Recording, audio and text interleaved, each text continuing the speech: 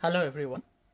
In the previous class, we discussed the properties of entropy, and from there we calculated the other thermodynamic quantities, for example Gibbs and Helmholtz free energies, and we discussed the conditions for spontaneity and equilibrium, and we found the natural choice when we study a chemical substance undergoing some transformation is to look at the Gibbs free energy or the changes in Gibbs free energy associated during that transformation, because the Gibbs free energy associated during the transformation taken at constant temperature and pressure will be negative if the transformation is spontaneous or irreversible, and it will be zero if the transformation is reversible or the system is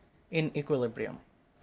And since in most of the chemical or physical processes, when we study a transformation, usually the pressure and the temperature are kept constant, the natural choice turned out to understand or to measure the Gibbs free energy change for the system. Now, based on our previous discussion, we will discuss today phase transformation. Now, we already discussed what is a phase. If you remember, by phase, we said a phase will be something that is chemically uniform throughout the system. The composition is chemically uniform, and also it will have a concept of physical uniformity. To understand that, what we mean by this uniformity, we also considered a particular system where suppose I have a liquid in presence of its vapor, and if you ask what is the chemical composition, the chemical composition here is same between 2 points, and the chemical composition in the vapor in the same 2 points is also same. Also the densities are same inside the liquid at two different points, and the densities here and here are also same. So for these 2 points, say I call it as 1 and 2, there is an uniformity in chemical composition as well as in physical state.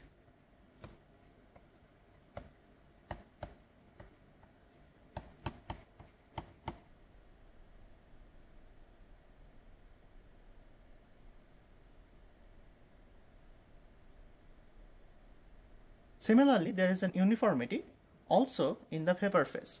However, between the liquid phase and between the vapor phase, the densities differ.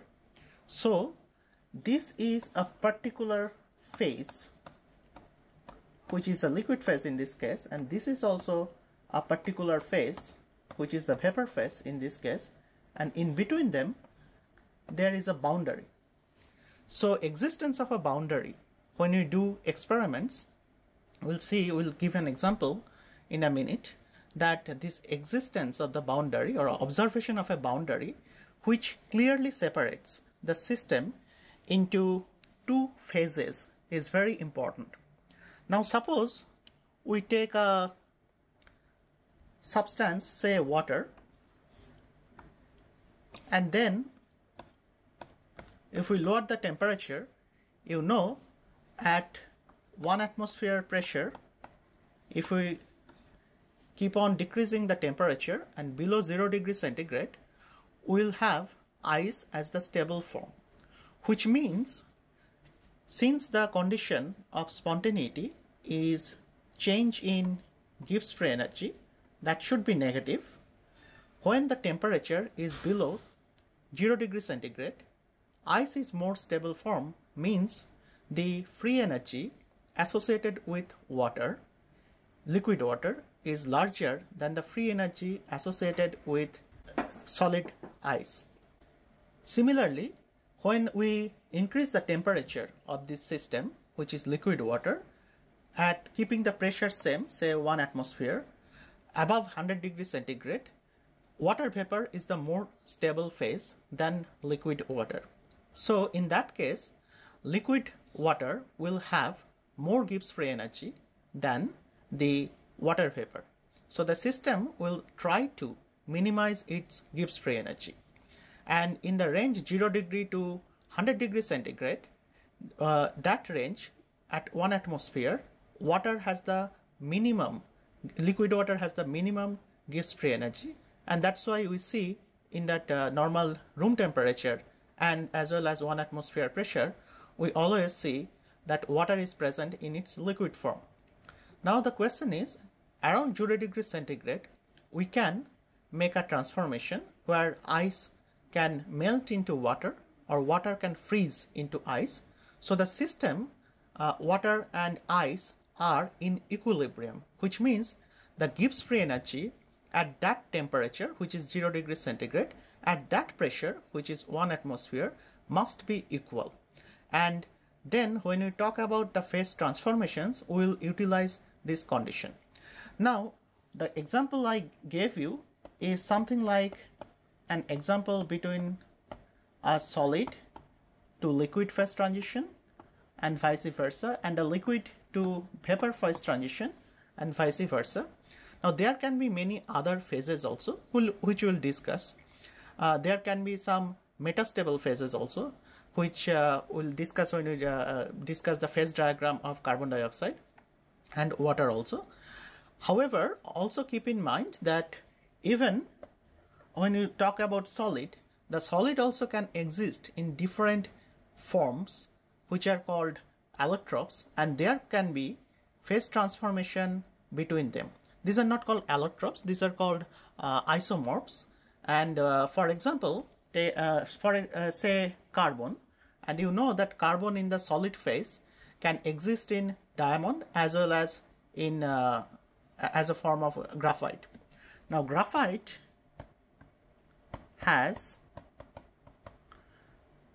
is actually more stable, so which means it has less Gibbs free energy than diamond at normal pressure and temperature.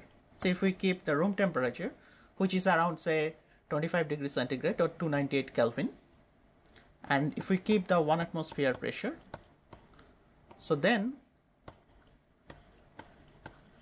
we know under these two conditions graphite is more stable.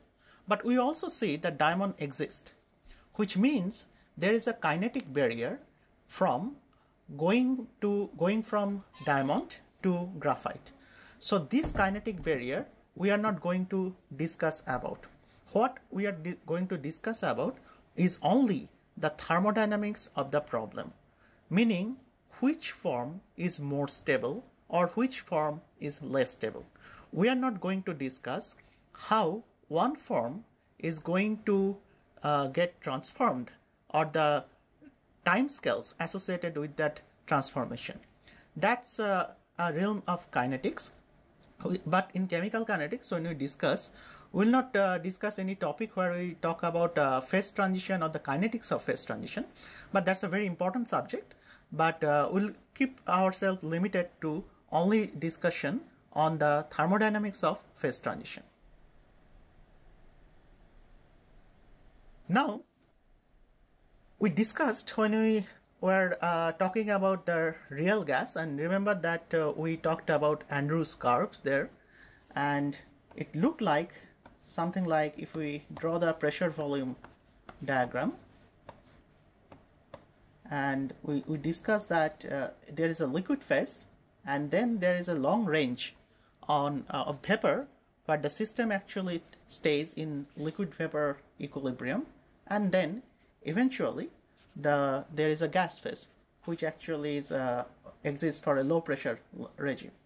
And if you keep on increasing the temperature, we'll get to a point where basically the liquid and the vapor coexist, and all this range of liquid vapor equilibrium gets reduced to a particular point, and that point we talked about critical point.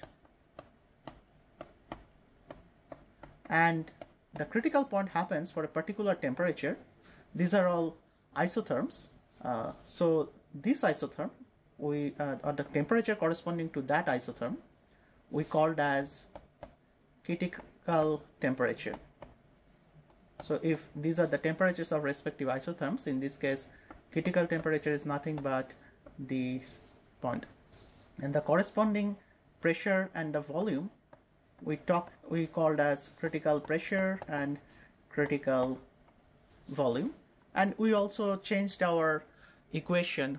The model we used that time was the van der Waals gas equation, and we inserted the values of critical constant, PC, Vc, and Tc, and we kind of modified the equation. Now remember that we could also draw and pressure, volume, temperature simultaneously and get a particular point which is the critical point. So the critical point in this case, don't think that it only is described by only the pressure and volume, because it's a PV diagram. The temperature is also important. So there is a particular combination of pressure, temperature, and volume where the phases actually coexist, and then we'll discuss that it's not only the liquid and the vapor phase that we have drawn here. There will be a particular combination of pressure and temperature where of course the volume will be also fixed, and the molar volume will also be fixed that time for each phase. And if you take that combination, we'll see that all these three phases, which are mainly the solid and the liquid and the gas, they will coexist. So that point we call as critical point. So critical point not only means that, now just like there exists a critical point, there also exists a point corresponds to a particular temperature and a particular pressure where all three phases, mainly the solid phase, liquid phase, and the gas phase, they coexist. And then this point we call as triple point, because it's three phases coexisting for some temperature and pressure combination. And obviously the Gibbs free energy for any phase, be it liquid or gas or the solid, must be equal at the triple point. And usually we denote the triple point as T with a suffix 3 to denote that it's a triple point, that there is a 3 number associated with it. Now there are also important things which we discussed when we have a discussion on phase transition. One of the things, as we said, is the boundary, or which is known as phase boundary.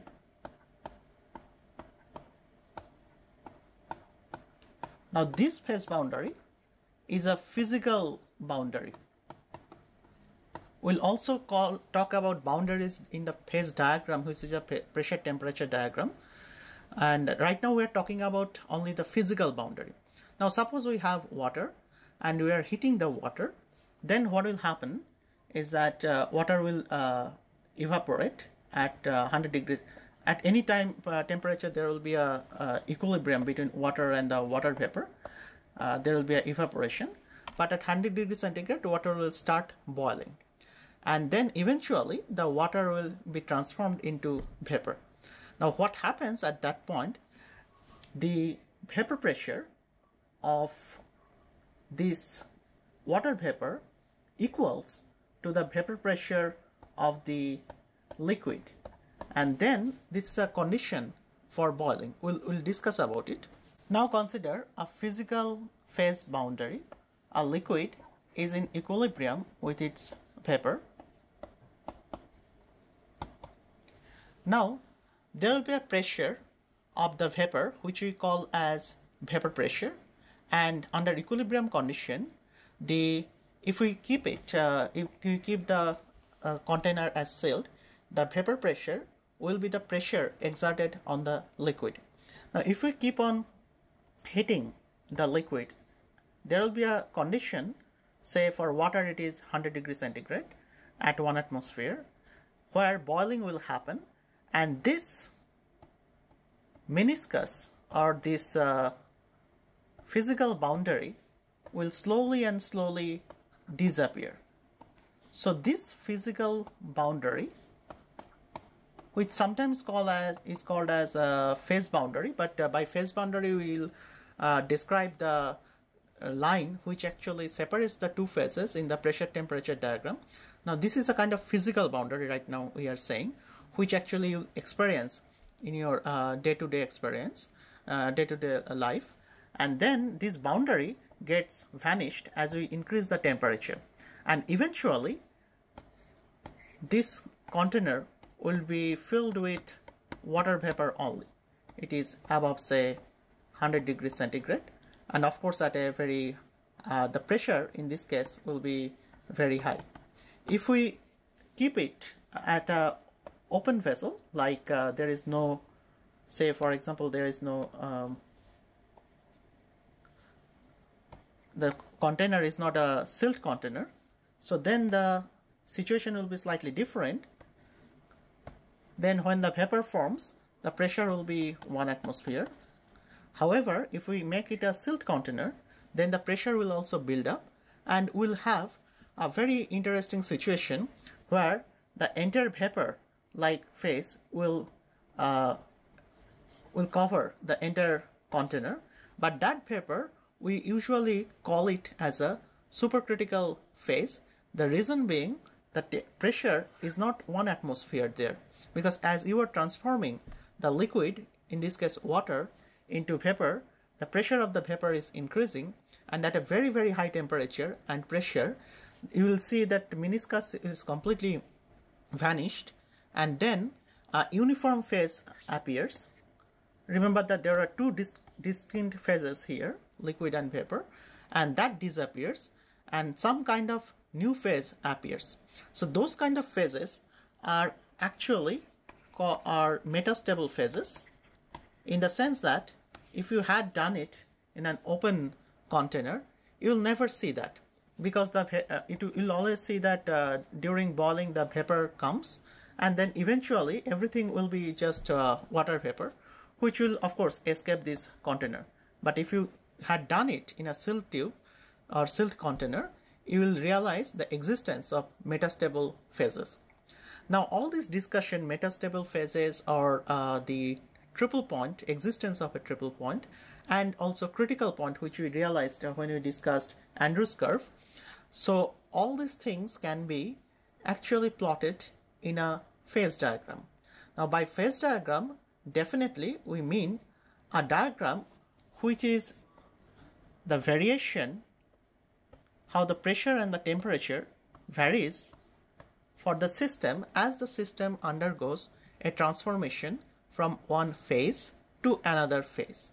And we are going to discuss that, and the choice of pressure and temperature is obvious, because then we can make this condition that during the phase transformation, the change in Gibbs free energy should be 0, and for a particular pressure and temperature, that phase will be the most stable, for which the Gibbs free energy is negative, or Gibbs free energy is less compared to the other phase. So if we have two phases, G1 and G2, if G1 is less than G2, then at some fixed pressure and temperature, then in that pressure and temperature, G1 is more stable form.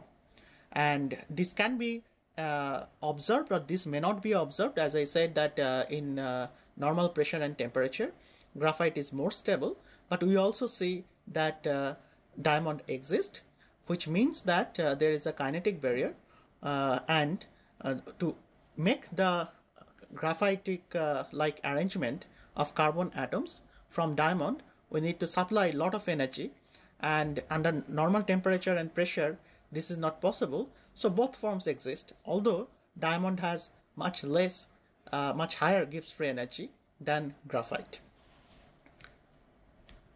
Now we'll discuss first few typical phase diagrams of three substances: carbon dioxide, water, and liquid helium or helium-3. Let us first consider the phase diagram of carbon dioxide.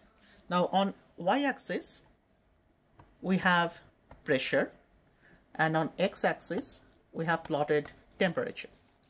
Now as you can see, there is a distinct line here which we'll call as phase boundary.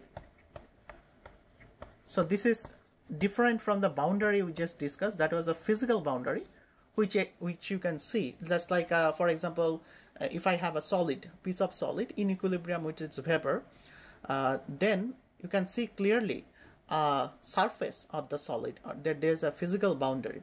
But we are now talking about a phase boundary which appears in the pressure temperature diagram. And now let us consider where is the normal pressure and temperature. So normal pressure is 1 atmospheric pressure, which is here, and suppose normal temperature is say 298 Kelvin, which is here. So if we draw a point here which corresponds to normal pressure and temperature, you can see the phase which exists there is the gas phase. So at low pressure the gas phase exists. Now suppose we are increasing the temperature, then what happened, at some point we'll have existence of all these three phases together.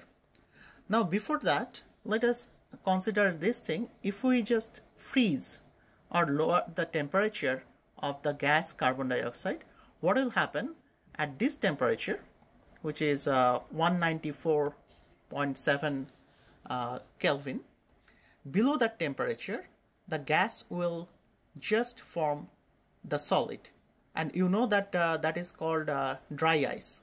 So dry ice you can just get by cooling down the carbon dioxide gas, which is very interesting. It is unlike water.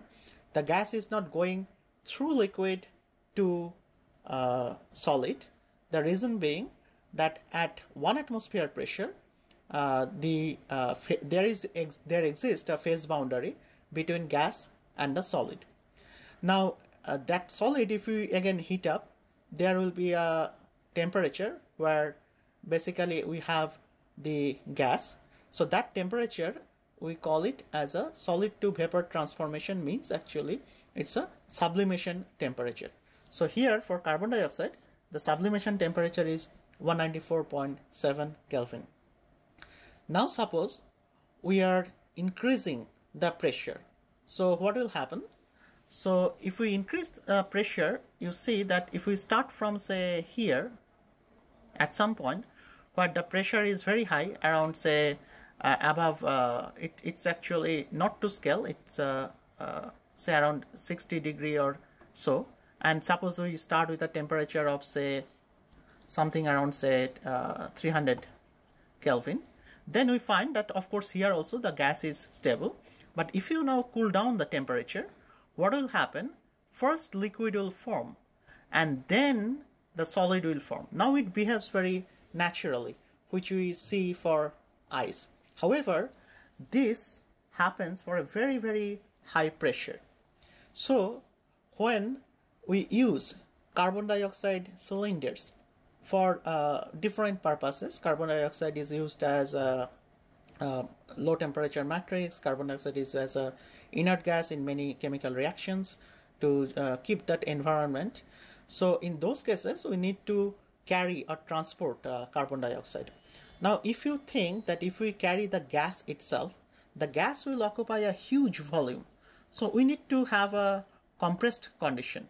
Now one way is that if you use the cylinders, usually what they do, they actually keep the pressure much above 67 degree, so that at normal temperature, which is 298 Kelvin, you will have actually the liquid phase more stable. So they pressurize the gas in the cylinder, and then you have a liquid, and you know that the liquid carbon dioxide is more dense, so you can now carry more amount of the substance, which you could not do for gaseous carbon dioxide. So just by applying pressure, you form the liquid and you seal it in a container, which is the cylinder. Now once we open the cylinder, an interesting thing happens. So suppose this is a cylinder at a very high pressure, where inside that we have liquid carbon dioxide at room temperature, but which means the pressure has to be much higher than the 67 atmosphere, and at this condition liquid is more stable. Now moment you open it and let the carbon dioxide come out, what will happen? The outside temperature is 1 atmosphere, so the pressure immediately will try to drop, and you can think that inside pressure is very high and the outside pressure is very low.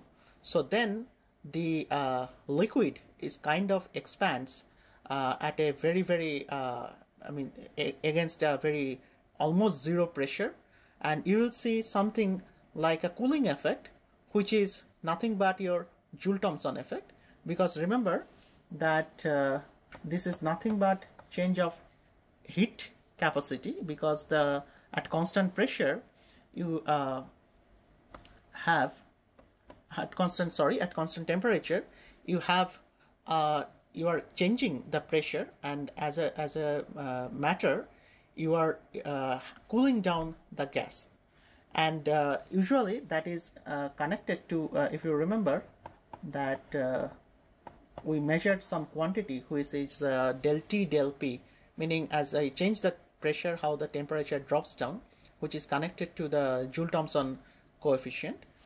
This is equivalent to writing the Joule-Thomson coefficient, and that talked about some cooling which we called as adiabatic cooling.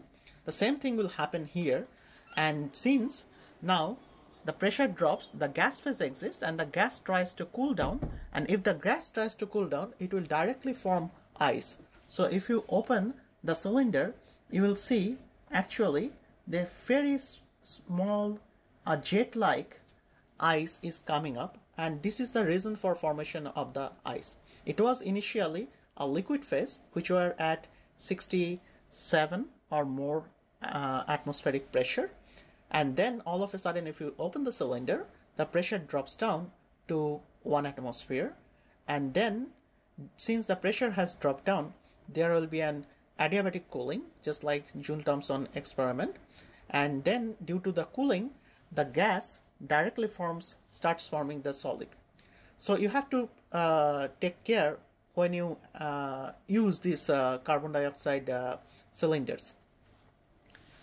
Now the next system which we would like to study is water, but before we go there, let us also discuss some other interesting phenomena. If we keep on increasing the pressure and temperature, we see that there exists a critical point.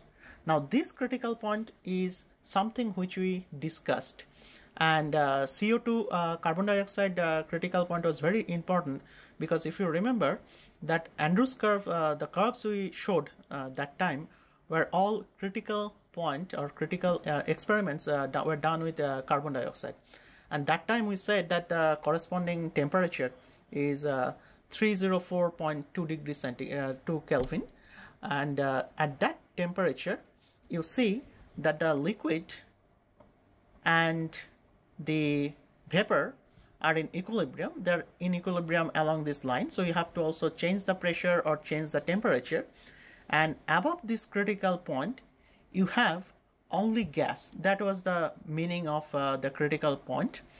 Now here usually above the critical point, the state which you see is actually not exactly the gas state which you see here. So this state is the gas state.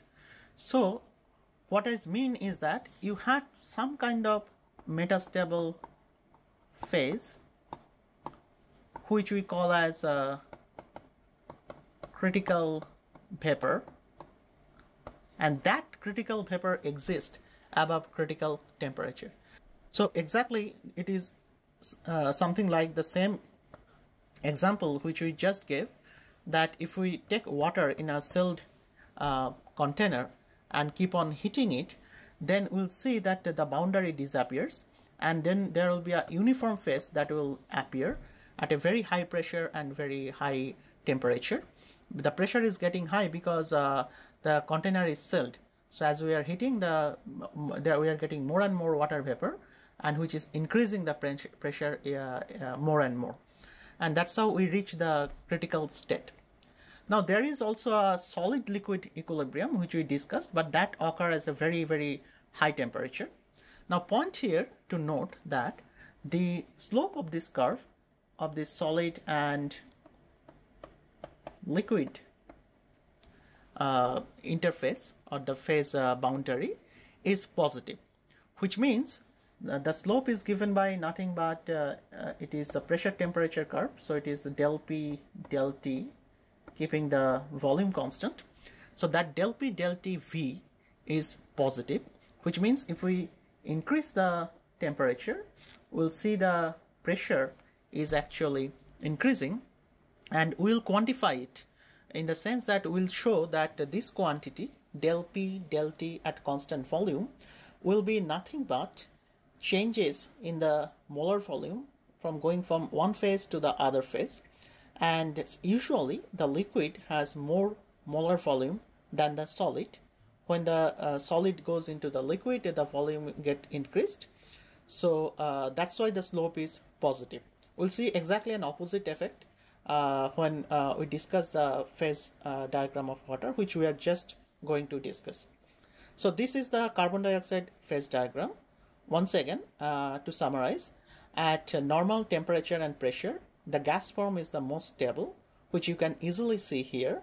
And then at keeping the pressure constant, which is 1 atmosphere, if you cool down the gas, it will immediately freeze, which means there will be dry ice forming. Now to get to the liquid, we have to increase the pressure. If we do not change the, if we keep on increasing the temperature, it will be always gas, as you can see, at 1 atmosphere. But if we increase the pressure as well, you can reach to this region, which is the liquid region, and then you can compress the liquid inside a cylinder. And if you very slowly change the temperature of the liquid, you can go from liquid to solid. And what happens when you open all of a sudden a cylinder, then the cooling happens, and the pressure of the gas actually drops down. And because there is an external pressure which is equal to 1 atmosphere, and then due to severe cooling, the gas actually forms directly the ice, and then you see it as a formation of a nice ice-like filaments in air, which is nothing but the dry ice. And there exists a triple point which corresponds to 5.11 atmospheric pressure and 216.8 Kelvin temperature. And there also exists a critical point, and the critical point is the same critical point which we discussed during the pressure volume curves of real gases.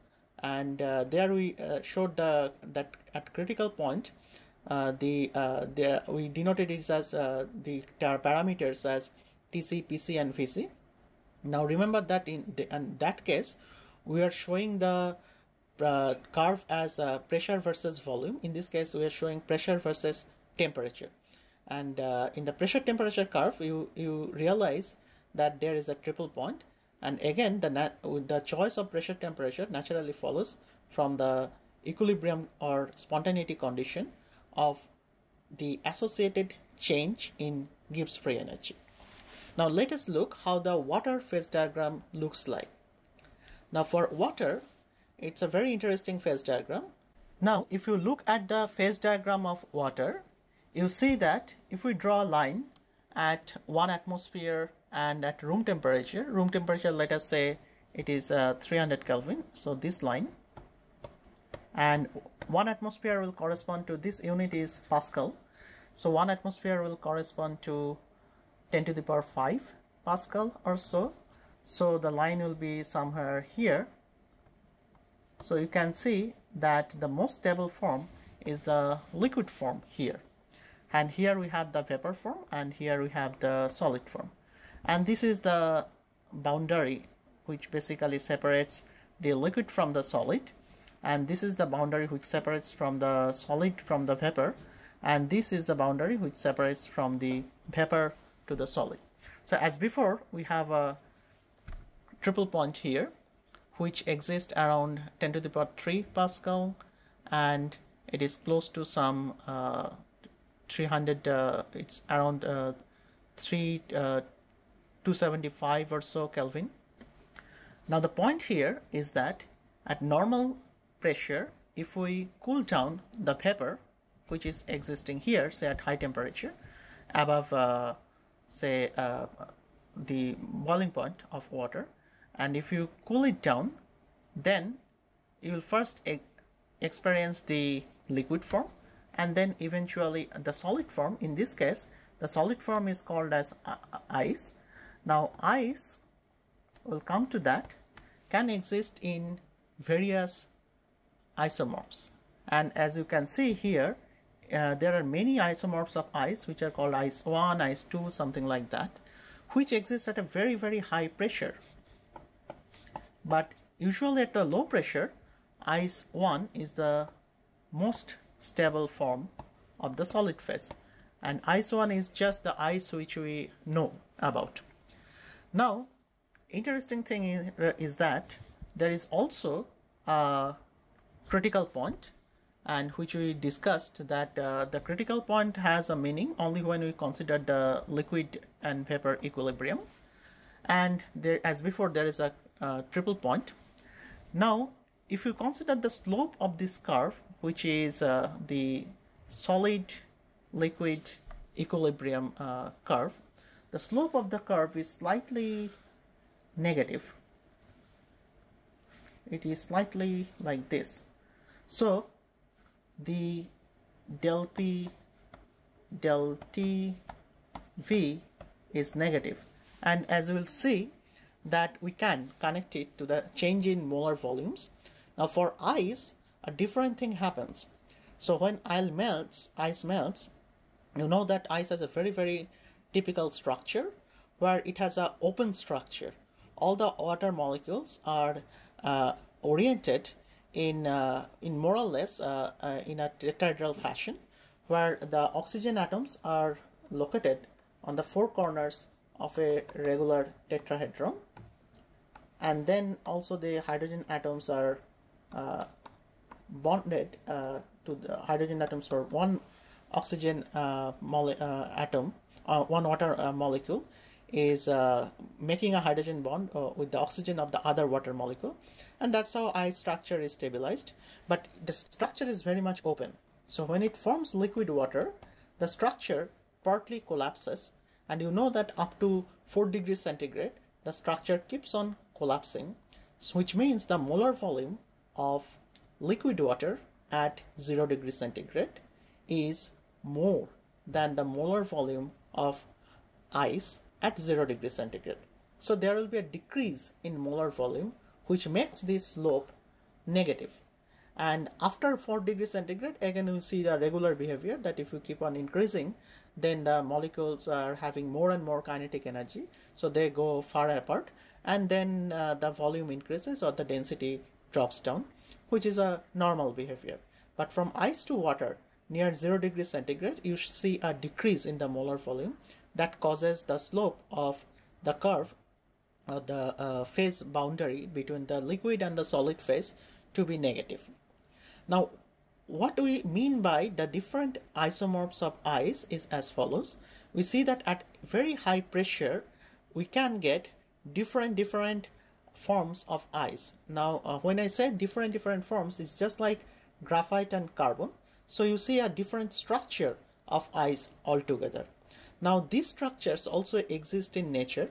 For example, if you think about a glacier is a big chunk of ice, And at the bottom of the glacier, what will happen that due to its huge pressure, and suppose the glacier is forming on a rock, and then in between the rock and the surface, I mean, they're exerted huge, at that interface, huge pressure is exerted, and the water molecules at that interface, they form a ice which is something like these isomorphs. Like at a very, very high pressure and low temperature, you have different forms of ice, and those forms are very important because those forms actually now control the mobility of the glacier, whether the glacier will move or not, how it is sticking or interacting with the rock surface that it is formed on. So everything depends on those isomorphs of ice, which is not a normal ice. Normal ice we call as ice 1. So these isomorphs, or these phases of these isomorphs, are usually called as metastable phases. Some people call it as exotic phases. You can also create them in laboratory by increasing the pressure to a very, very high extent. But usually the point here is that they also exist in nature. Now the third thing which we will discuss is the phase diagram of helium-3. Now helium-3 exists it has a very, very interesting phase diagram, as you can see, and usually we call it as a lambda curve. Why lambda, it will be clear when we talk about the Ahrenfest diagram, Ahrenfest classification of phases. Now you see here that at normal temperature and pressure, which is here at 4 Kelvin, we have actually normal temperature. Of course it will be very high, and there the gaseous helium will exist, but at around 4 Kelvin, what happens that there is a transition between the gas to the liquid, and this liquid is known as liquid helium-1, and then with subsequent cooling it forms liquid helium-2, which is a superfluid, meaning the viscosity is almost zero and it flows inside a tube or inside a container without any friction, since the viscosity is zero. Now you can also see here that there is a triple point exist. Now this triple point is not between gas, liquid and solid. It is between gas, liquid helium-1 and liquid helium-2. And also there exists a critical point which is between the gas and the liquid helium-2. There are also other forms of helium. You can see the solid helium also exists, which has a HCP structure. And you can also have a very small region of the solid, which is a BCC structure. By HCP we call as a hexagonal closed pack. You'll learn it when you talk about the solid state chemistry. Which is not, which of course now will not be covered in this course, and the BCC is body-centered cubic. Now you see that within the solid also you have a very small phase that exists over this region, and the other bigger region is basically the HCP phase, and there can be also a phase transition, and then there is a liquid to solid equilibrium also at this very high pressure and around this temperature. So liquid helium, we'll see that when we classify the transitions or the phase transitions according to a rule or according to a methodology which Ahrenfest developed, we'll see that liquid helium is slightly, or helium actually slightly behaves very differently.